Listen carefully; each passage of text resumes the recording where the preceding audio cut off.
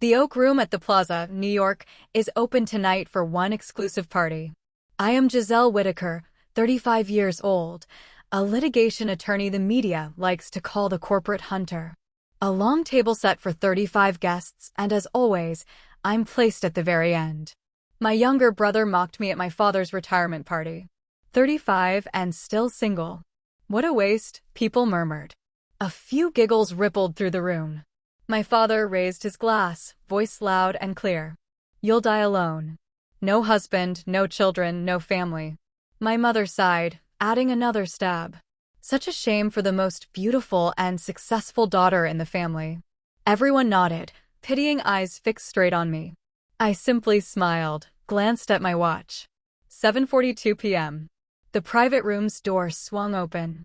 A man in a deep navy suit walked in first, followed by a little boy about 6.5 wearing a tiny matching suit. The man smiled politely. Good evening, everyone. The entire room fell silent. If you've ever been humiliated by your entire family in front of 35 people just for being single, what happened next will give you chills. Don't forget to like and subscribe to see the bitter ending my family had to face. Brandon refused to hand the microphone back. He waved Courtney up to the little stage. She was 6 months along and beaming in an emerald dress that hugged every curve. The second she reached him, he flipped to the next slide on the projector screen. Court and I just closed on the house in West Lynn, he declared. 7 bedrooms, 6 bathrooms, infinity pool right over the river. We take the keys next month. A wave of cheers rolled across the vineyard. Aunt Diane let out an actual whistle. Lauren wasn't about to be left out. She practically dragged Diego up with her and seized the moment. Not trying to one-up anyone, she laughed. But we just locked the kids into Portland International Academy. Tuition is insane, but when your oldest is headed to 8th grade, middle one's already on the select soccer traveling squad, and the youngest is waitlisted for kindergarten, you pay it. Someone at the cousins' table yelled, "That's how you do it." And glasses shot into the air again. Brandon grinned wider and flicked to another video. Also picked up the new Tesla Model X last week. Falcon wing doors, full self-driving package. Courtney says it parks better than I do. The screen showed the white SUV opening its doors like a spaceship in their new 6-car garage. The crowd went wild, oh-ohing and awing loud enough to scare the birds from the vines. Dad rose from his chair, eyes shining with pride, and slung an arm around Brandon's shoulders. That right there, he said, voice carrying without a mic, is house. Family. Real success. That's the life worth living. The words hit the warm air and settled like a ruling. Mom pressed a hand to her chest, nodding so hard her pearls shook. Lauren leaned toward Aunt Karen's table and kept going. We're taking everyone to Italy next month. 2 weeks on the Amalfi Coast, private villa, chef included. The kids have been doing Duolingo every night so they can order gelato like locals. More applause. Someone started a Shaw family chant and half the vineyard joined in. I stayed exactly where I was near the back row of tables holding my untouched sparkling water. Every glance that slid my way carried the same silent verdict. Look at everything they have. Now look at you. Aunt Karen leaned over to Mom and said just loud enough, such a waste of potential. All that education and still comes home to an empty place. Uncle Greg chuckled into his Pinot. Blueprints don't tuck you in at night. No one asked what kept me in meetings until midnight. No one asked why I disappeared to New York twice a month. No one asked why my inbox never slept. They didn't need to. The picture was already painted for them. Brandon and Lauren had the dream. I had deadlines and an echoing condo. The victory lap lasted another 20 minutes. Brandon bragged about the downtown high-rise deal that paid for the Tesla. Lauren detailed the villa's ocean view terraces. Dad promised Brandon the new 30-foot Boston Whaler as a closing gift. Mom teared up talking about future grandchildren running through that infinity pool. Each new detail landed like another brick on my chest. I kept my face perfectly calm, fingers tight around the glass stem, counting heartbeats until the exact minute I'd been waiting for all day. Brandon tapped his glass a third time, the sharp clink slicing through the laughter and chatter like a knife. Within seconds, the entire vineyard fell quiet again, 60-plus faces turning back toward the little wooden stage under the oak tree. He kept one arm locked around Courtney's waist, his palm spread proudly across the gentle swell hidden beneath her emerald dress, and broke into the widest, most triumphant grin I had ever seen on him. "Since everybody's in such a great mood today," he said, letting the suspense hang just long enough, "Courtney, and I have one more announcement." He paused, milking it. "We're pregnant. First baby due right before Christmas." The place detonated.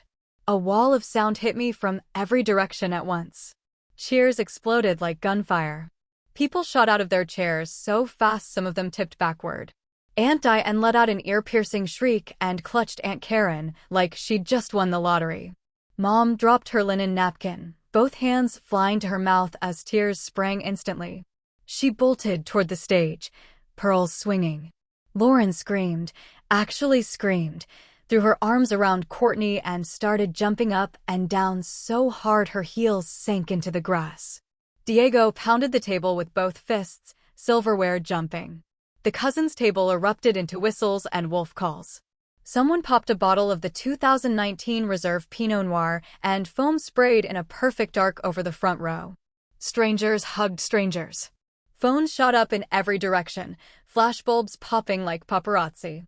Dad rose slowly from his seat at the head table, glass raised high, eyes already glassy with emotion. "To the next generation of Shaws," he roared, voice cracking just a little. The toast rolled across the rows of golden vines like a tidal wave. Glasses crashed together in chaotic celebration. Someone started a Shaw, Shaw, Shaw chant and half the vineyard joined in. The servers abandoned their trays to clap. Even the caterers in the back were grinning. Brandon stood in the center of it all, chest puffed out, drinking every second like it was oxygen. Then he turned, found me exactly where I'd been standing the entire afternoon, and locked eyes. He lifted his glass one final time and shouted over the dying cheers, making sure the very last row heard every word. 35 and still single. What a waste. The laughter came back twice as loud, fueled by champagne, family pride, and pure adrenaline. A couple of cousins echoed it. What a waste. Someone slapped the table in rhythm. A few people actually clapped like it was the punchline of the year. Mom, still wiping happy tears for the baby, managed to call out in that syrupy tone she saves for public pity, "We just want you happy and settled, sweetheart." Lauren, one arm still draped over Courtney's shoulders, added with a sympathetic smile that didn't reach her eyes, "Plenty of fish in the sea, Bellamy.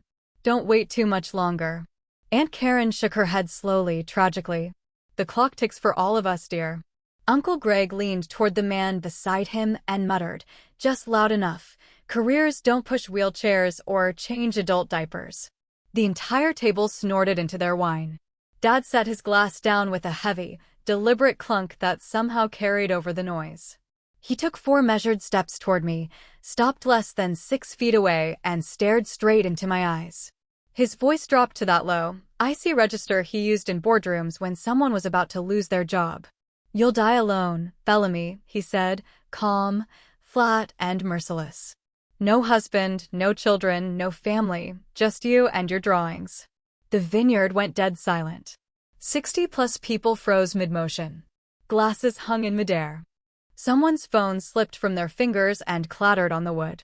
Even the breeze through the vines seemed to stop. You could have heard a grape hit the ground. Every single face pivoted toward me, waiting for the tears, the scream, the dramatic walkout, anything that would give them the reaction they'd come for.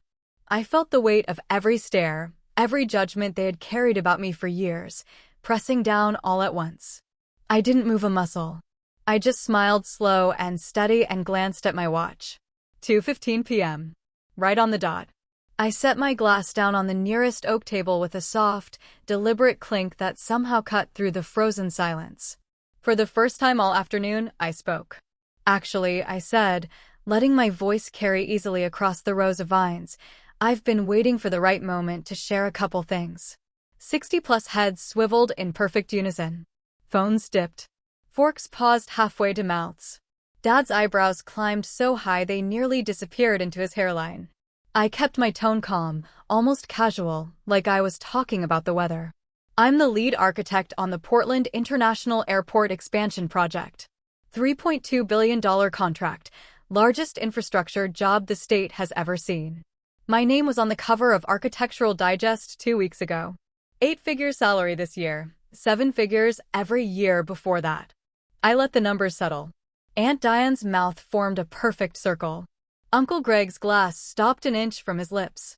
A cousin in the back actually whispered, "Holy shit," before his wife elbowed him. Brandon recovered first, forcing a laugh that cracked halfway through. "Congrats, sis." "Really? Money's awesome. Still doesn't change the fact that you go home to an empty bed." Lauren jumped in immediately, smirking over the rim of her champagne flute. "Exactly. All the magazine covers in the world don't tuck you in at night or ask how your day was." Mom pressed a manicured hand to her heart, eyes already glistening again. "We're so proud of the career, honey, truly. But when the lights go off in that big condo, it's still just you. That's what keeps us up at night." Dad folded his arms across his chest, nodding slowly like a judge delivering a final verdict. "Professional success is fine. Real success is people waiting for you at home." Aunt Karen leaned forward, voice dripping with pity. "Private jets don't push swings at the Park Bellamy." Aunt Diane chimed in right on cue. "Or hold your hand in the hospital." Uncle Greg muttered to the table beside him, loud enough for 3 rows to hear, "Blueprints don't change diapers or bring you soup when you're sick." Scattered chuckles rippled again, smaller than before, but still there, still sharp. I watched them all fall back into the exact same script they'd been reciting since I turned 30. Money can't buy happiness. Career women end up lonely. No amount of fame replaces a family. I let the laughter die naturally. Then I smiled slow and genuine. "That's the funniest part," I said, taking one relaxed step forward. "I don't come home to an empty condo. Haven't for almost 7 years." Brandon rolled his eyes so hard I was surprised they didn't stick. "Here we go. The imaginary boyfriend defense." Lauren snorted. "Right. The cat finally learned to cook." Mom clasped her pearls. "Plants don't count, sweetheart. We've been over this." Dad shook his head, almost sad for me. Courtney shifted her weight, one hand still resting on her bump, looking uncomfortable for the first time all day. Aunt Karen sighed theatrically. "Denial is a powerful thing." Aunt Diane nodded. "Classic coping mechanism." I didn't raise my voice. I didn't need to. The sun warmed my shoulders. The air smelled like ripe grapes and oak barrels. And I had never felt more in control in my life. I glanced at my watch again. 2:16 p.m. Almost time. I looked straight at Brandon, then at Dad, then let my gaze sweep across every single face that had spent the afternoon judging me. "You keep calling it a waste," I said quietly. "Funny, I stopped wasting my time on people who only see what they want to see a very long time ago." The vineyard stayed unnaturally quiet. No one laughed this time. Then the heavy wooden vineyard gate creaked open. Exactly 2:17 p.m. A tall man in a charcoal Brioni suit stepped through first, tie perfect, shoes gleaming despite the gravel. Behind him walked a little boy, almost 7, dark hair neatly combed, navy blazer with gold buttons, khaki shorts, and brand new sneakers. A calm woman in simple black carrying a small leather backpack followed 2 steps back. The boy spotted me instantly. His entire face lit up like Christmas morning. "Mommy."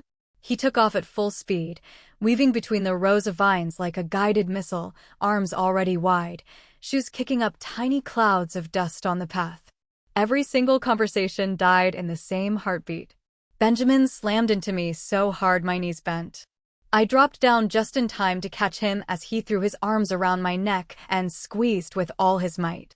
"Mommy, Daddy said we had to be exactly on time, and we made it." He squealed loud enough for the back row to hear every word. I hugged him tight, breathing in that perfect mix of airplane air, little boy shampoo, and the faint trace of the gummy bears he wasn't supposed to have on the flight. Over his shoulder, I watched Alexander Grant walk toward us unhurried, one hand casually in his pocket, the other holding the gate open for Elena Morales, our nanny, who flashed me the smallest, proudest smile. 60-plus people stood frozen like someone had hit pause on the entire universe. A crystal wine glass slipped from Aunt Karen's fingers and shattered on the oak table, red Pinot splashing across the white linen in a perfect arc. Mom's mouth actually fell open. Her pearls stopped mid-swing. Dad's face strained of every drop of color beneath his golfer's tan. Brandon's microphone arm dropped like dead weight. The speaker let out an ugly electronic screech that echoed off the hills. Lauren's phone, still recording, tilted dangerously and almost hit the grass. Someone at the cousins' table whispered loud enough for half the vineyard, "Did that kid just call Bellamy mommy?" Another voice, higher and panicked, "There's a man and a nanny." What the hell is happening? Benjamin pulled back, beaming at the silent crowd like he'd been invited to perform on stage. "Hi, everybody," he announced, waving both hands wildly. "I'm Ben. This is my daddy, and this is Elena." More glasses hit tables. One rolled clean off the edge and exploded against the stone patio. Another tipped sideways and poured an entire flute of champagne straight into Uncle Greg's lap. He didn't even flinch. Courtney's hand flew to her own stomach, eyes wide as saucers. Alexander reached us, slid a possessive arm around my waist, and pressed a calm, deliberate kiss to my temple like we did this every weekend. "Sorry we're cutting it close," he said, voice low and amused, perfectly audible to the front three tables. Traffic out of PDX was brutal, but we made it with 20 seconds to spare. Benjamin tugged my sleeve impatiently. "Mommy, can I have the sparkling apple juice now? You promised after the big surprise." I laughed softly and ruffled his hair. "Go ask Elena. She brought the special cups." He bolted back toward her, sneakers crunching loudly on the gravel. Alexander kept his arm around me and finally turned to face the sea of stunned faces. 60 pairs of eyes stared back, unblinking, mouths open. You could have heard a single grape hit the dirt. Dad managed to croak one word. "Bellamy." Mom took one trembling step forward, then another, staring at Benjamin like he might disappear if she blinked. Brandon stood rooted on the stage, mouth opening and closing with zero sound. Lauren's phone finally slipped from her hand and landed face down in the grass with a soft thud. Aunt Diane clutched her chest so hard her necklace actually snapped, pearls scattering across the table. Uncle Greg sat soaked in champagne and still hadn't moved. I felt every single stare shift from shock to confusion to something that looked a lot like pure fear. Benjamin came running back with a plastic flute of sparkling cider, holding it high like an Olympic torch. Alexander gave the crowd a polite, devastatingly calm smile. "Stunning venue," he said conversationally. "Really sorry about all the broken glass. Hope nobody's hurt." And with that, the silence stretched one more excruciating perfect second. I took a slow, deliberate breath and turned to face the entire crowd. "Everyone," I said, letting my voice carry without effort across the stunned vineyard, "meet my husband Alexander Grant, former Navy fighter pilot. He now owns Grant Airways, 37 aircraft, private charter contracts from Seattle to DC, and a few international routes most people have never heard of." Alexander gave the smallest, most courteous nod, the same one he uses when greeting senators. "And this," I continued, placing my hand gently on top of Benjamin's dark hair, "is our son, Benjamin Alexander Grant. He'll be 7 in 4 months." Mom let out a sound that was half gasp, half sob, and actually staggered one step sideways. Dad's face went from white to gray in seconds. I looked straight at Brandon first, then Lauren, then finally let my gaze rest on Mom and Dad. "For 8 full years," I said, every word measured, "not one of you ever asked a real question about my life. Not once. You saw what you wanted to see, a single lonely career woman, because that story was convenient. You never asked who waited for me at home. You never asked why I sometimes vanished for weeks at a time. You never asked why I stopped coming to family holidays after I turned 27. You never asked why my Christmas cards were always signed only with my name."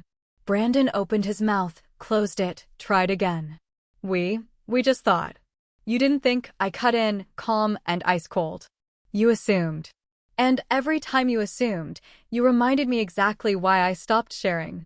Alexander spoke next, voice smooth, deep, and perfectly polite, the kind that makes boardrooms go quiet. "We got married 8 years ago," he said, sliding his arm around my waist again. "Simple ceremony at the King County Courthouse in downtown Seattle. 2 close friends as witnesses." Bellamy wore a knee-length white dress she found in a boutique on Capitol Hill. I was still on active duty, fresh off a carrier deployment. We decided to keep it private until the timing felt right. Turns out the timing never felt right until today. He smiled down at Benjamin, who was now swinging my hand back and forth like a pendulum. "Ben arrived 11 months later," Alexander continued. "Best surprise we ever planned for. He was born at Naval Hospital Bremerton. I cut the cord while still in uniform." Benjamin, completely unaware he was standing in the middle of a family earthquake, looked up at the silent crowd and announced at full volume, "Daddy has his own airplanes. Lots and lots. We flew here on the biggest one. It has beds and a shower and everything. And last month, we went to Disneyland on it, and Mickey came on board." Aunt Diane actually whimpered and clutched her broken necklace. Uncle Greg's champagne-soaked pants remained forgotten. Mom took 2 more shaky steps forward, tears streaming freely now, mascara starting to run. "Bellamy, a grandson," she whispered, voice breaking. "You have a son?" "My grandson." Dad's voice came out hoarse. 8 years, Bellamy. 8 whole years." I met his eyes without flinching. 8 Thanksgivings, I said. 8 Christmases. 8 birthdays. 8 firsts you never knew about because every time I walked into a room, you reminded me I was failing at the only thing that apparently mattered to this family. Brandon tried again, quieter, almost pleading. "We didn't mean it like that." "You did," I said simply. "Every single time you said it, you meant it." Alexander's grip on my waist tightened just enough to remind me he was right there. Lauren finally retrieved her phone from the grass, hand shaking so badly she almost dropped it again. Courtney stood frozen, one protective hand still on her own bump, tears sliding silently down her face. I looked around at every face that had spent the afternoon pitying me, lecturing me, writing my story without ever asking for the real one. 8 years of choosing peace over their approval. 8 years of building a life so full it never needed their validation. I felt nothing but absolute calm.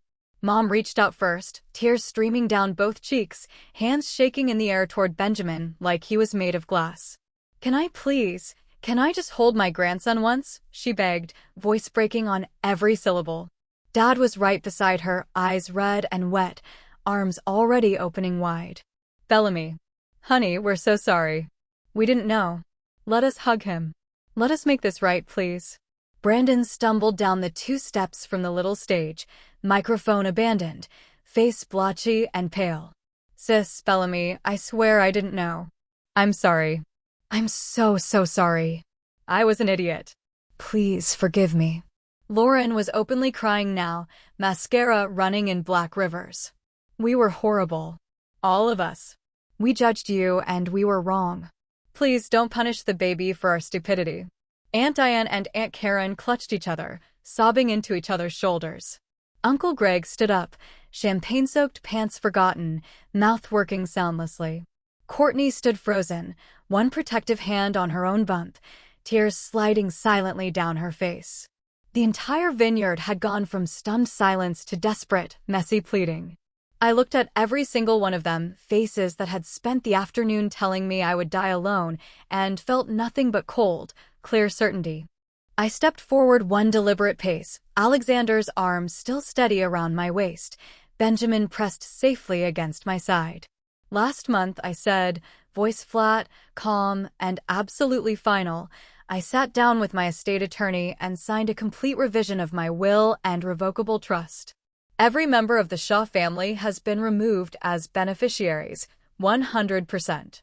My personal estate, my company equity, my investment accounts, the Lake Oswego house, everything now goes exclusively to Alexander, to Benjamin, and to the Grant Family Foundation we set up years ago. Mom's hands dropped like stones. Dad's arms fell to his sides. Brandon made a strangled noise in his throat. I continued without pausing. "I have already blocked every phone number, every email address, every social media account any of you have ever used. Your names are on a permanent no-contact list with our security team, our pilot, Elena, Benjamin's school, and every property we own. You will never be able to reach us again. Not me. Not my husband. Not my son. Dad found his voice, raw and desperate. Bellamy, you can't do this. He's our blood. Our only grandson. I looked him dead in the eye. Blood didn't stop you from announcing to 60 people that your daughter would die alone and unloved. Blood didn't make you pick up the phone once in 8 years to ask if I was happy. Blood doesn't get to rewrite history just because the truth finally walked through the gate. Mom collapsed into the nearest chair, sobbing so hard her whole body shook. Brandon took 2 steps toward me, palms open in surrender. We'll change. We'll do anything. Therapy, whatever you want. Please don't take him away from us. Lauren dropped to her knees in the grass, still clutching her phone. He's our nephew. Please. I looked down at Benjamin, who was watching the crying adults with wide, worried eyes. I crouched to his level, smoothed his hair, and gave him the only warm smile I'd worn all day. Ready to go home, sweetheart? He nodded immediately. Can we stop for ice cream on the way to the plane? Alexander's mouth curved. Double scoop. I stood, took Benjamin's small hand in mine, and turned my back on every person who used to be my family. We walked away together, Alexander on my left, Benjamin on my right, Elena falling in quietly behind us, straight down the gravel path between the rows of golden vines. Behind us, Mom's broken wail rose above everything else. Dad called my name once, voice cracking. Brandon shouted, Bellamy, wait, and started running. But Alexander simply shifted slightly, blocking the path without even looking back. I never turned around, not once. The last thing I heard as we disappeared through the vineyard gate was the sound of 60 people realizing all at once that some doors close forever. 3 months later, Brandon was fired the same week Grant Airways terminated every single legal contract with his firm. Overnight, the downtown Portland office lost its biggest client, $42 million a year in billable work gone. The partners called an emergency meeting and voted unanimously. Brandon packed his office in 2 cardboard boxes and hasn't found another job since. Courtney delivered their son in October, but the West Lynn mansion already has a for sale sign in the yard. They're moving into a 2-bedroom rental 20 minutes farther out. Tesla traded in for a used Honda. Mom and Dad rattle around the 5-bedroom house in Lake Oswego alone. The infinity pool parties never happened. The boat Dad promised Brandon still sits shrink-wrapped at the marina. They eat dinner at 5:30 p.m. in front of the television because the dining table feels too big now. Mom keeps setting an extra place out of habit, then quietly removes it when no one comes. Lauren's kids ask why Aunt Bellamy stopped sending birthday cards. She has no answer. Meanwhile, Alexander, Benjamin, and I live in the new house on the north shore of Lake Washington. 10,000 square feet, floor-to-ceiling glass, a dock long enough for the Gulfstream's float plane when we feel like flying ourselves to Friday Harbor for lunch. Benjamin starts first grade at the little private school 5 minutes away. His best friend's dad owns the Seahawks, but Ben still thinks our planes are cooler. On weekends, we disappear. Sometimes we're in Aspen before the coffee gets cold. Sometimes we're on the beach in Maui, watching the sun come up. Benjamin falls asleep on the couch between us every Sunday night, exhausted from whatever adventure we picked that week, clutching the stuffed whale Alexander won for him at Disneyland Paris last month. I still run the airport expansion. The terminal opens next fall. My name is already carved into the cornerstone. And every single day, I wake up to the sound of my son laughing and my husband making pancakes in the shape of airplanes. Family isn't blood. Family is the people who show up, who ask the real questions, who love you even when you're quiet about the details. The rest? They get what they gave. Nothing. End of story.